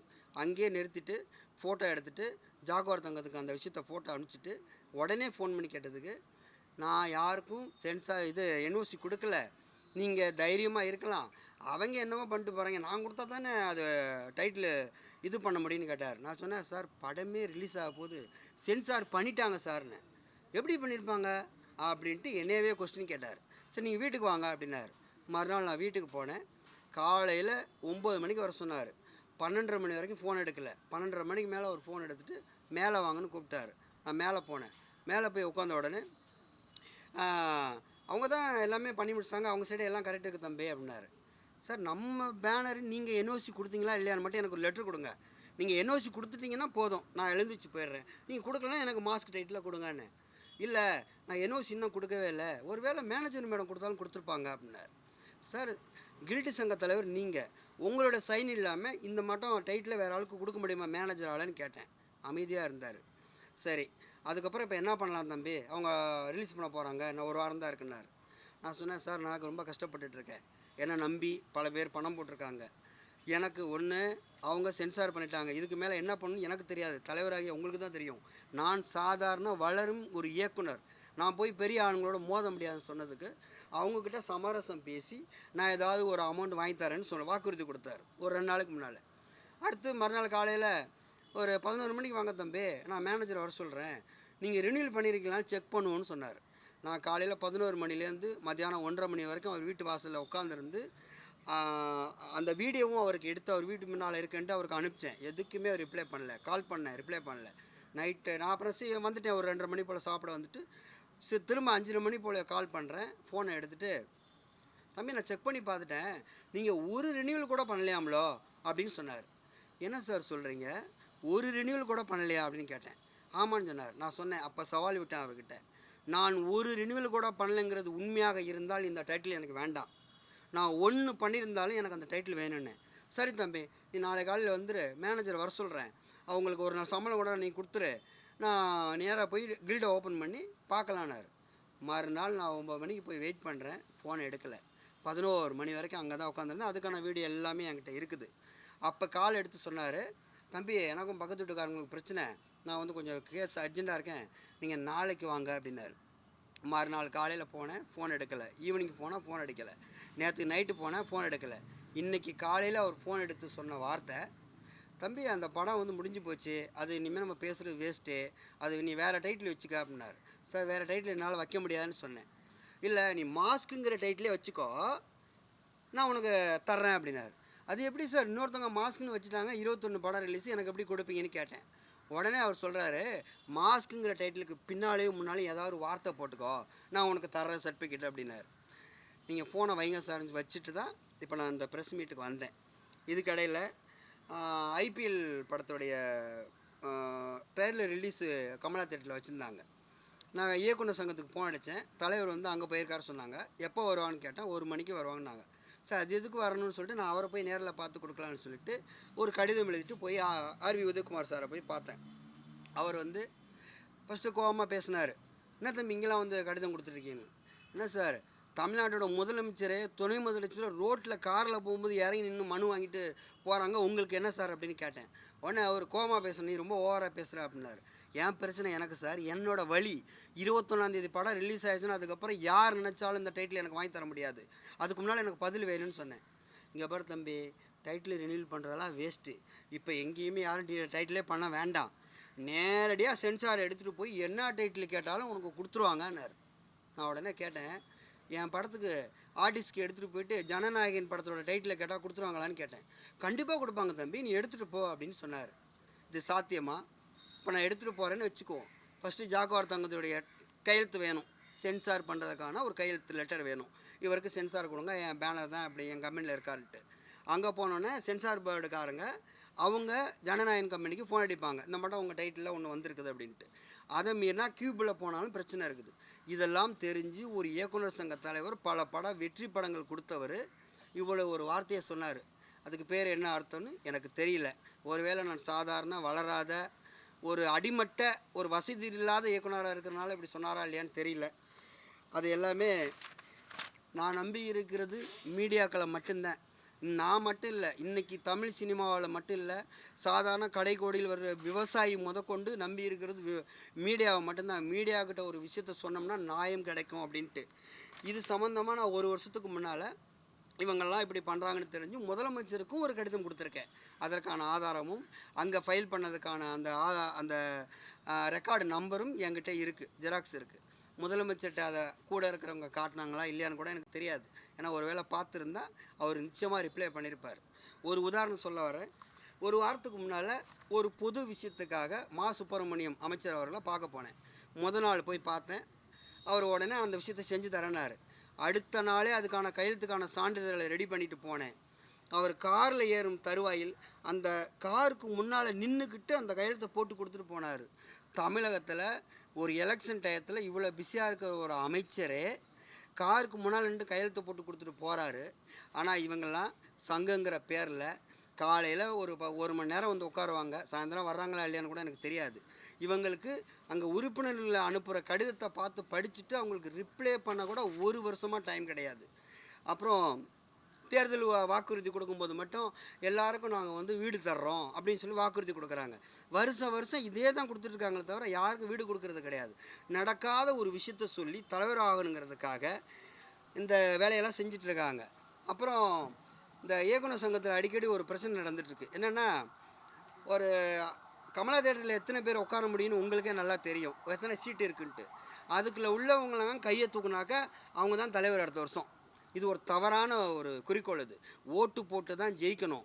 உறுப்பினர்கள் ஓட்டு போட்டு தலைவராக வரவங்க நல்லவங்களா கெட்டவங்களான்னு அவங்க வந்து ஆளும்போது தான் புரிஞ்சுக்கணும். இனிமேல் தயவு செய்து இந்த ஹைகோர்ட் இதில் தலையிட்டு சட்டப்படி ஓட்டு நடத்தணும். அது அவங்க சொந்த பணத்தை வச்சு ஒன்று நடத்த போகிறது கிடையாது. இந்த இயக்குனர் சங்கத்தோட பணத்தை வச்சு தான் அந்த எலெக்ஷன் நடத்துகிறாங்க. செலவான ஆகிட்டு போகுது, நீங்கள் ஒன்றும் வருத்தப்பட வேணாம். இப்போ நான் கணக்கு போட்டபடி அடுத்தடுத்த வாரிசாகவே வந்துட்டு இருக்காங்க. இப்போ தலைவராக இருக்கிறவர் அடுத்து வேறு பதவிக்கு போயிடுறாரு. இதில் பொருளாளர் செயலாளர் இருக்கிறது அடுத்து தலைவராக வந்துடுறாங்க. இந்த மட்டும் கண்டினியூட்டாக வர்றதெல்லாம் நான் கவனிச்சுட்டு தான் இருக்கிறேன். அதுபோல் அடுத்த தடவை நடக்கக்கூடாது. அதுபோல் இந்த கில்டு சங்கத்தை இழுத்து மூடி வச்சுருக்கிறாங்க. யார் உள்ளே போக முடியாத இது பெரிய பிரச்சனையாக இருக்குது. ஒன்று சங்கத்தை இழுத்து மூடிடுங்க. உறுப்பினர்கிட்ட வாங்கியிருக்கீங்களா 25,000 பணம் எல்லாருக்கும் திருப்பி கொடுத்துருங்க. ஒரு மாதம் செலவுக்காக அந்த உறுப்பினர்களுக்கு பயன்படும். என்னத்துக்கு நீங்கள் அந்த பணத்தை வச்சுக்கிட்டு சங்கத்தையும் உபயோகம் பண்ணலாமல் தலைவர் வீட்டில் உட்காந்துக்கிட்டு சேலையில் வேறு ஒரு ஆஃபீஸில் உட்காந்துட்டு இதெல்லாம் எதுக்கு நடத்திட்டு இருக்கீங்க? ரினிவலே பண்ண தேவையில்லாத ஒரு விஷயத்துக்கு உறுப்பினர்கள் 6 மாதத்துக்கு ஒருத்தர் 600 எதுக்காக கட்டுறாங்க? இந்த பணம்லாம் எங்கே போய் சேருது? தயவுசெய்து புதுசாக படம் எடுக்க வர தயாரிப்பாளர்கள் இயக்குநர்களுக்கு நான் ஒன்று சொல்கிறேன். யாருமே இனிமேல் டைட்டிலே அவங்க கம்பெனி பதிவு பண்ண வேண்டாம். முதல்ல படத்தை எடுங்க, சென்சார் பண்ணுறதுக்கு ஆர்டிஸ்ட்க்கு ரெடி பண்ணுங்கள், உங்கள் டைட்டிலை வைங்க. முதல் நாள் போய் கம்பெனி ஓப்பன் பண்ணுங்கள், மறுநாள் டைட்டிலை ரினியூல் பண்ணுங்கள், அடுத்த நாள் சென்சார் பண்ணுங்கள். உங்கள் படத்துக்கு எந்த பிரச்சனையும் வராது. உங்களுக்கு மன நிம்மதியும் இருக்கும். தற்கொலைங்கிற எண்ணமே உங்களுக்கு வராது. அந்த லெவலுக்கு இந்த சங்கங்கள் போயிட்டுருக்கு. இதை தான் நான் சொல்லணும்னு நினச்சேன். என் மனசுல சொல்லிட்டேன். இதில் வெற்றிமாறன் சார், நடிகர் கவின், அந்த படத்துடைய ஆண்ட்ரியா மேடம், அந்த சொக்கலிங்கம் சார், இவங்களுக்கு எந்த பிரச்சனையுமே தெரியாது. ஏன்னா ஜாகுவார் தங்கம் எல்லாத்தையும் மூடி மறைச்சிட்டு அவர் வீட்டுக்குள்ளே எல்லா கதவையும் டாப்பால் போட்டுட்டு உட்காந்துருக்கிறாரு. அதுக்கான வீடியோவும் எனக்கு இருக்குது. அவர் மேலே தான் இருக்கிறாரு. எல்லாம் எனக்கு தெரியும். அதனால் எனக்கு இப்போ நியாயம் கிடைக்கணும். ஒன்று டைட்டில் வேணும், இல்லை நான் கஷ்டப்பட்டு இத்தனை வருஷமாக எடுத்து வச்ச படத்துக்கு நீதி வேணும். இது சங்கங்களோ இல்லை பத்திரிகையாளர்களோ இல்லை சம்மந்தப்பட்ட முதலமைச்சரோ யாரோ ஒருத்தங்க எனக்காக இரக்கம் காட்ட ஒருத்தங்க இருக்காங்கிற நம்பிக்கையில் தான் நான் ஒரு தனி ஒருவனாக இதுக்கு போராடிட்டு இருக்கேன். இதுக்கு மேலே நான் சொல்கிறதுக்கு எதுவுமே இல்லை. நன்றி, வணக்கம். உங்கள் படம் ஷூட்டிங்லாம் முடிச்சிட்டீங்களா? ஷூட்டிங் முடித்து ஆர்டிஸ்ட்க்கு ரெடியாக இருக்குது. ஷூட்டிங் முடிச்சு ஆர்டிஸ்ட் ரெடியாக இருக்குன்றீங்க. அப்போ சென்சார் போர்ட்டில் வந்து உங்களுக்கு நீங்கள் சென்சார் காப்பி வாங்கிட்டீங்களா? சென்சார் காப்பி வாங்குறதுக்கு ஜாகுவார் தங்கம் லெட்டர் கொடுக்கல. அவர் கொடுக்கலன்னா நீங்கள் இன்னும் வாங்காதீங்க. ஆமாம், அவர் கொடுக்கலன்னா போகவே முடியாது. அவர் கொடுத்தா தான் அந்த லெட்டர் எடுத்துகிட்டு தான் நம்ம போக முடியும். அது வந்து ஆர்வி உதயகுமார் டைரக்டர் தான் சொன்னார். இப்போ நீங்கள் யாருமே டைட்டில் ரெனியூவே பண்ண வேண்டிய தேவையே கிடையாதான். இப்போ நீங்கள் ஆர்டிஸ்ட்க்கு இப்போ நாளைக்கு நான் ஆர்டிஸ்ட்க்கு கொண்டு போய்ட்டு ஜனநாயகன் கொடுத்தாங்க எனக்கு கொடுத்துருவாருன்னு சொல்கிறாரு. அது இப்போ அப்படி மரமுறைக்கு வந்துருச்சான். யாருமே ரெனியூல் பண்ண வேண்டிய தேவையில்லையா, டைட்டில் பண்ண வேண்டிய அவசியமும் கிடையாதான். இதை நான் சொல்லலை, வளர்ந்த பெரிய இப்போ இயக்குனர் சங்க தலைவராக இருக்கிற ஆர்வி உதயகுமார் சொன்னது. ப்ளஸ் ஜாகுவார் தங்கமும் இதே வார்த்தையை உபயோகப்படுத்தினார். எத்தனை மாதம் ஆகுது நீங்கள் ஷூட்டிங் முடிச்சு? எவ்வளோ நாள் ஆகுது? நான் 22லேயே இந்த வேலையை முடிச்சிட்டேன். சென்சார் ஆர்டிஸ்ட்லாம் ரெடி ஆகிடுச்சு. நான் வந்து நீங்கள் டைட்டில் கொடுத்ததுன்னா சார் நான் ஜிசி பண்ண முடியும் என்னுடைய மாஸ்க்குங்கிற டைட்டில். அதை தானே முன்னால் நான் ஜாயின் பண்ணி கொண்டுட்டு போக முடியும்னு கேட்டேன். அதுக்கு தான் அவர் கொடுக்கவே இல்லை. Sir mask title already Hollywood படத்தில் மாஸ்க் டைட்டில் படம் வந்துச்சு. இப்போ அதை எப்படி நீங்கள் தான் ஃபஸ்ட்டு வச்சுன்றது நீங்கள் படத்தில் க்ளைம் பண்ணுறீங்க? அது வந்து ஹாலிவுட்டோடைய சென்சார் போர்டு வேறு, பாம்பே சென்சார் போர்டு வேறு. நம்ம தமிழ்நாட்டுப்படி நான் தான் ஃபஸ்ட்டில் வச்சேன். ஆல்ரெடி இப்போ அவங்க ஏற்கனவே அந்த படம் போஸ்டர் அதெல்லாம் கொடுத்துட்டாங்க. இப்போ வந்து எதுக்காக நீங்கள் ஃபைட் பண்ணுறீங்க? யார் கொடுத்துருக்குறா? ஆல்ரெடி போஸ்டரு இதெல்லாம் கொடுத்துருக்காங்க, ட்விட்டர்லாம் போட்டிருக்காங்க. இல்லை யார் சார்? இந்த நேரத்தில் ரிலீஸ் அப்போ நீங்கள் க்ளைம் பண்ணுறதுக்கு என்ன காரணம்? சார் நான் 1 வருஷத்துக்கு முன்னால் அனுப்பின காப்பி எல்லாமே என் கையில் இருக்கிறது. நான் இப்போ ஒரு வாரமாக அந்த பிரச்சனையை கையில் எடுக்கலை. 1 வருஷத்துக்கு முன்னாலே தயாரிப்பாளர் சங்கத்துக்கு இங்கே பாருங்கள், ஜாகுவார் தங்கத்துக்கு 2025 2022 அவருக்கு ஆதிராஜன் போட்டது, அவருக்கான வாய்ஸ் ரெக்கார்டு எல்லாமே நான் வந்து வச்சுருக்கேன். நான் வந்து இந்த விஷயம் சும்மா எதுவுமே நான் பண்ணல, எல்லாமே அவருக்கு அனுப்பிச்சிருக்கேன். இங்கே பாருங்கள், நான் வந்து இப்போ ஒரு வாரமாக வந்து இந்த பிரச்சனைக்காக ஒரு சிம்பத்தி கிரியேட் பண்ணுறதுக்காகவோ இது வந்து நான் தயாரிப்பாளர் சங்கத்துக்கு அனுப்பிச்சது எப்போ அனுப்பிச்சிருக்கேனாக்கா 2024 அனுப்பிச்சிருக்கிறேன். 9/9/2024 தயாரிப்பாளர் சங்கத்துக்கு நான் வந்து ப்ரொஃபஷனல் கொரியர் மூலம் அனுப்பிச்சிருக்கிறேன். இதுக்கான ரெக்கார்டு இது வந்து 11/74/70 முதலமைச்சருக்கு எப்போ நான் அனுப்பிச்சது அப்படின்னா 2021 17/8/2021 அனுப்பிச்சிருக்கிறேன். இந்த விஷயத்தை பற்றி தான் எழுதுறேன். நான் இப்போ இந்த விஷயத்தை ஆரம்பிக்கவே இல்லை. இது வந்து தயாரிப்பாளர் சங்கத்துக்கு அனுப்பிச்சது. அதில் ரொம்ப தெளிவாக போட்டிருக்கேன். இந்த மட்டும் ஹைகோர்ட் மூலம் மாஸ்க்கு தலைப்பு வந்து ஆர்கே செல்வமணி சார்ட்டு சொன்னது எல்லாமே இதில் சொல்லியிருக்கிறேன். ஜாகுவார் தங்கம் வந்து உங்களுக்கு தான் இந்த தலைப்பு, நான் யாருக்கும் என்ஓசி கொடுக்கலங்கிற முதற்கொண்டு நம்மளுடைய தயாரிப்பாளர் முரளி ராமசாமி தலைவர் அவர்களுக்கு நான் அனுப்பிச்சிருக்கிறேன்.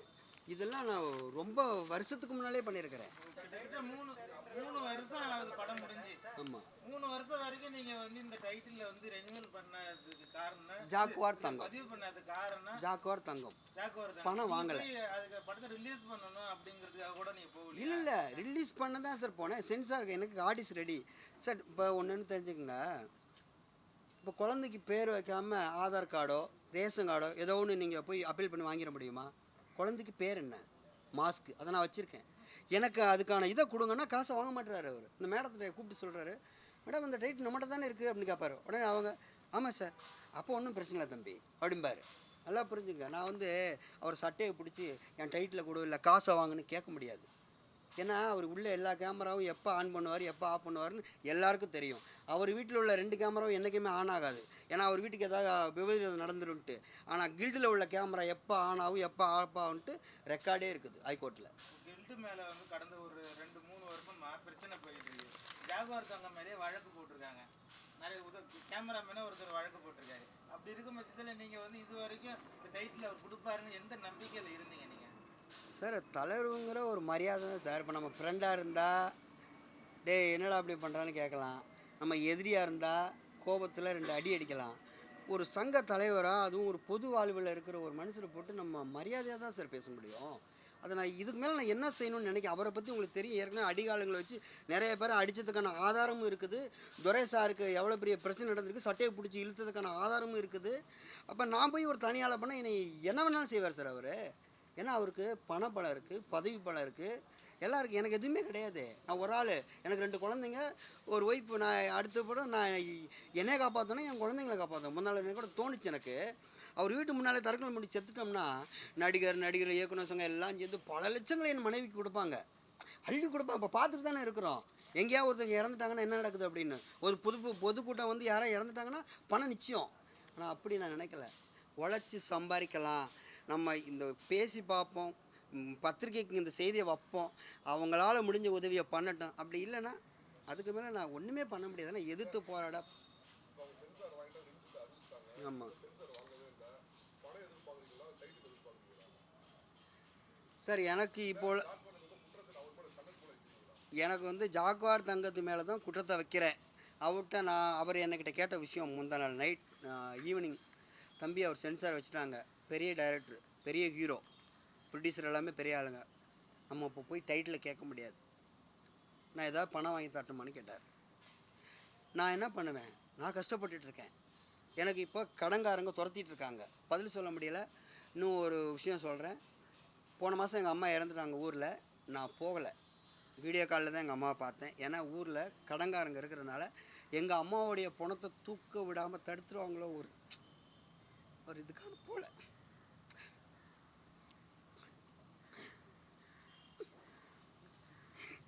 இன்ன வரைக்கும் எங்கள் அம்மா சத்துக்கு அழுகலை சார், அழுகலை, தைரியமாக தான் இருக்கேன். வீடியோ காலில் தான் பார்த்தேன், அதுக்கான ரெக்கார்டு வச்சுருக்கேன்.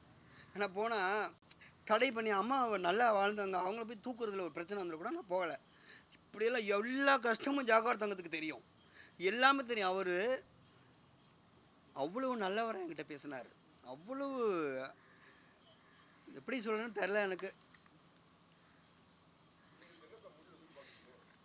சார் நான் கடன் பிரச்சனை ரொம்ப இருக்கேன் சார். எனக்கு வந்து அவங்க பெரிய கோடி பணம் போட்டு எடுத்திருக்காங்க, அவங்களுக்கு இந்த விஷயம் தெரியாது. ஏன்னா தெரிஞ்சிருந்தால் கூட என்னை கூப்பிட்டு பேசியிருக்க வாய்ப்பு இருக்குது. ஜாகுவார் தங்கம் மறைச்சிட்டார், முழுக்க மறைச்சிட்டார். அதனால் எனக்கு இப்போதைக்கு பண உதவி இருந்தால் மட்டும்தான் நான் என் பிரச்சனையை இந்த படத்தில் ஃபஸ்ட்டு ஓப்பனிங் டாட்டே மாஸ்க்குன்னு தான் வச்சுருக்கேன். அதை நான் தூக்கணும், அதை தூக்கிவிட்டு அடுத்து படம் ஃபுல்லாக மாஸ்க்குங்கிறது அது ஒன்றும் பிரச்சனை இல்லை வச்சுங்களேன். டைட்டில் வேறு சேஞ்ச் பண்ணணும், புதுசாக போய் சென்சார் பண்ணணும், அதுக்கான வேலையை பண்ணணும். பணப்பற்றாக்குறையில் இருக்க அவ்வளோதான் விஷயம். என்னுடைய விஷயத்த இதான் அவங்களுக்கு தெரியப்படுத்த வரேன். நான் அவங்கள குறை சொல்லி எந்த பிரயோஜனமும் கிடையாது. ஏன்னா அவங்களுக்கு இந்த விஷயம் ஒருத்தவங்க கொண்டு போகவே இல்லை. இவர் என்ஓசி கொடுத்துட்டாருங்கிற விஷயமே நீங்கள் ஆராய்ச்சி பண்ணதுக்கப்புறம் தான் எனக்கு தெரிய வரும். ஏன்னா அவர் கண்டிப்பாக கொடுத்துருப்பார். அவ்வளோ நல்லவர் அவர். கண்டிப்பாக கொடுத்துருப்பார் சென்சார். அவர் கொடுத்துருப்பார். இங்கே யாருக்கும் இல்லைங்கன்னு கொடுத்துருப்பார் அவர். நீங்கள் வெற்றிமாறனுக்குள்ள ஆண்ட்ரேஸ் அவங்க கவனத்துக்கு எடுத்துகிட்டு போக மாட்டீங்க நீங்கள்? சார் என்னால் எப்படி சார் போக முடியும்? சாதாரணமாக ஆரம்பம்னு ஒரு படம் கேள்விப்பட்டிருப்பீங்க எல்லாரும்.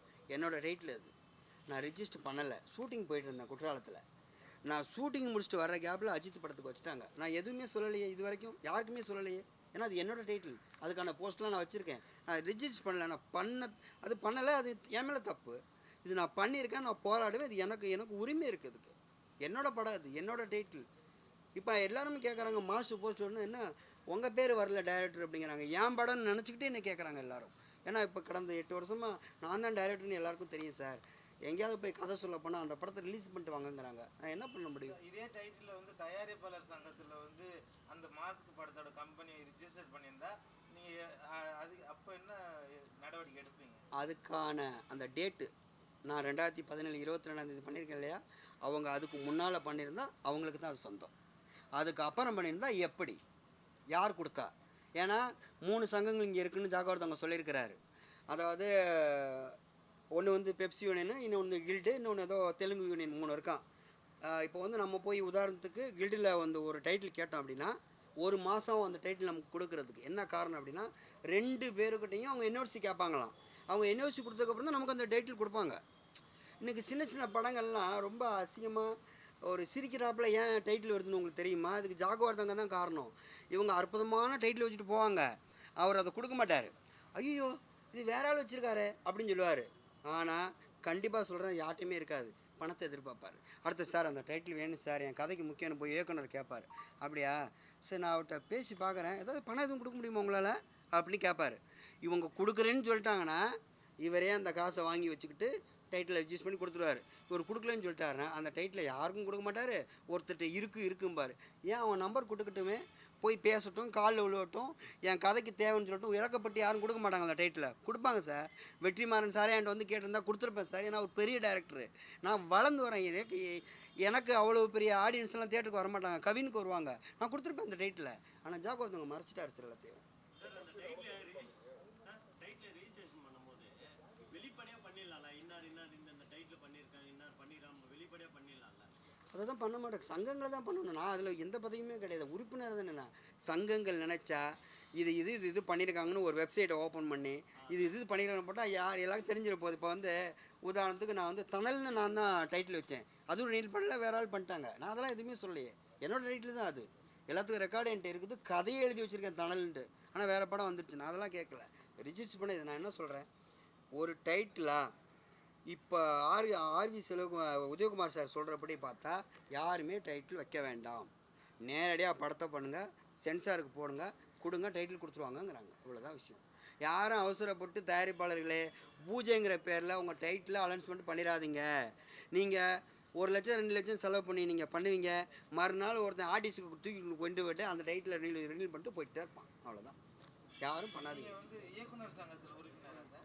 இயக்குனர் சங்கத்தில் உறுப்பினர். என்னுடைய கார்டு இன்னும் வந்து 1167ன்னு நினைக்கிறேன். இயக்குனர் சங்கத்தில் உறுப்பினராக இருந்துட்டு உங்களுக்கு வந்து அவங்க வந்து ஆர்வி உதயகுமார் வந்து உதவி பண்ண மறுக்கிறாரா சார்? அதை கேட்டதுக்கு கோவப்படுறாரு சார். அவர் காரில் உட்காந்துக்கிட்டு கார் டோரை மூடினார். நான் என்ன சார் இந்த கேள்வி கேட்டேன். முதலமைச்சரே ரோட்டில் நின்று மனு வாங்குறாரு, உங்களுக்கு இதை வாங்குறதுக்கு என்ன சார்னு கேட்டோம். டப்புன்னு கதவை திறந்துட்டு என்ன தம்பி உங்களுக்கு அப்படின்னு கேட்டார். நான் பயப்படலை, ஏன்னா வாழ்வாசாவான்னு தெரிஞ்சு போச்சு. என்ன பண்ணிட போகிறாங்க நம்மளை?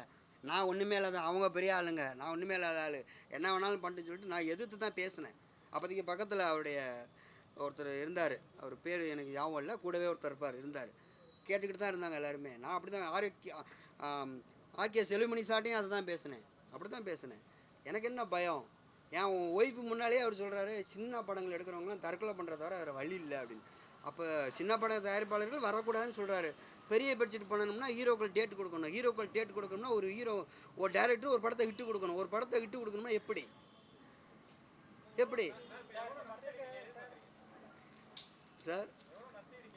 சார்? இந்த படத்தோட பட்ஜெட்டு நான் சுமால் பட்ஜெட்டில் பண்ணேன், 80 லட்ச ரூபாய்க்கு தான் நான் பண்ணேன். நான் வந்து 10 கோடி 20 கோடிக்கெல்லாம் இந்த படம் பண்ணல, 80 லட்ச ரூபாய்க்கு இதை பண்ணேன். இப்போ வட்டியெல்லாம் சேர்த்து ஒரு கிட்டத்தட்ட ஒரு 5-6 வருஷத்தில் ஒரு 1,50 கோடி ரூபாய்க்கிட்ட இருக்குது. எனக்கு இவ்வளோதான் அவ்வளோதான் இல்லை சார். எனக்கு வந்து என்னுடைய பணத்தை பற்றி நான் பேசலை. என்னை நம்பி போட்ட ஒரு 6 பேர் இருக்காங்க, என்னை நம்பி எதிர்பார்த்துட்டு அவங்களுக்கு கொடுக்குற லெவலுக்கு எனக்கு பணம் வந்தாவே போதும். வேறு எதையுமே நான் எதிர்பார்க்கவே இல்லை. இல்லை 1,50 கோடியெல்லாம் தேவையில்லை சார். அது வந்து நான் வட்டியெல்லாம் சேர்த்து அதுக்கெல்லாம் போய் அவங்க ஆளாக முடியாது. எனக்கு அவங்களால இறக்கப்பட்டு அவங்களுக்கு ஒரு மனசாட்சி இருக்குது. இந்த படத்தோட டைட்டில் எவ்வளோ பெரிய விஷயம், கொரோனா டயத்தில் மாஸ்க் எவ்வளோ பெரிய வேல்யூ ஆச்சு, அதனால தான் இதை அவங்க வச்சாங்க. இந்த மாஸ்க்குன்னு வந்தோன்னே எல்லோரும் எனக்கு கொரோனா டயத்தில் இவ்வளோ அற்புதமான டைட்டில் நீங்கள் வச்சுருக்கீங்களா பாராட்டினாங்க. அது கொரோனா வர்றதுக்கு முன்னாலே மாஸ்க்னு வச்சால்னா 2017 அதுக்கான ரெக்கார்ட் இருக்குது. சார் இப்போ டைட்டில் கிடைக்கல, இப்போ என்ன பண்ண போகிறீங்க? இல்லை கேஸ் என்ன பண்ண போகிறீங்க? ப்ரெஸ் மீட்டு வச்சுருக்கேன் சார். எனக்கு இதுக்கு மூலம் தீர்வு வேணும். ஏன்னா அடுத்து நான் ஆக்ஷன் எடுக்கிறதுக்கு பணம் வேணும். கோர்ட்டில் போய் ஸ்டே ஆர்டர் வாங்கினோம்னா அவ்வளோ பெரிய நிறுவனத்தை எதிர்த்து ஸ்டே ஆர்டர் வாங்குறதுனா எவ்வளோ பெரிய சாத்தியம்னு உங்கள் எல்லாருக்குமே தெரியும்.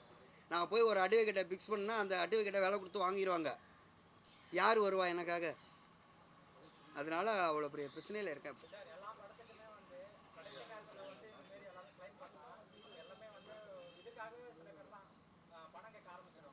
அதுக்காக தான் நீங்கள் சொல்லுங்கள், அவர் கடைசி நேரத்தில் வரல, 1 வருஷத்துக்கு முன்னாலேயே எல்லாருக்கும் அவர் அனுப்பிச்சிருக்காரு, அதுக்கான ரெக்கார்டு எல்லாம் வச்சிருக்கிறாருன்னு சொல்லுங்கள். நன்றி.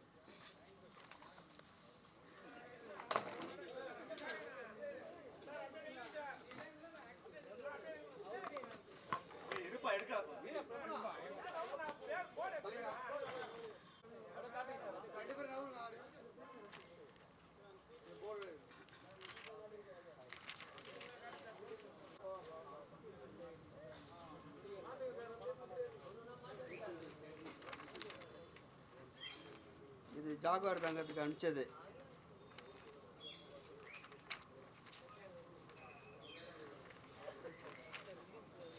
இது தலைவர் சங்கத்துக்கு அனுப்பிச்சது. இது எல்லாமே ரினியூல் பண்ணுறதுக்காக போய் அவர்கிட்ட கேட்டது. அப்புறம் ஒரு தடவை துரை சார் சொன்னார், நீங்கள் என்ன பண்ணுங்கள், ஒரு தடவை பேங்கில் அனுப்பிச்சிருங்க மாஸ்க் டைட்டில்னு போட்டுன்னு சொல்லி ஒரு அக்கௌண்ட் நம்பர் கொடுத்தாரு. அதுக்கும் அனுப்பிச்சி விட்டேன். ரிசிப்ட்லாம் கிடையாது. இது இயக்குனர் சங்க கார்டு, இது என்னுடைய தயாரிப்பாளர் கில்டி சங்க கார்டு.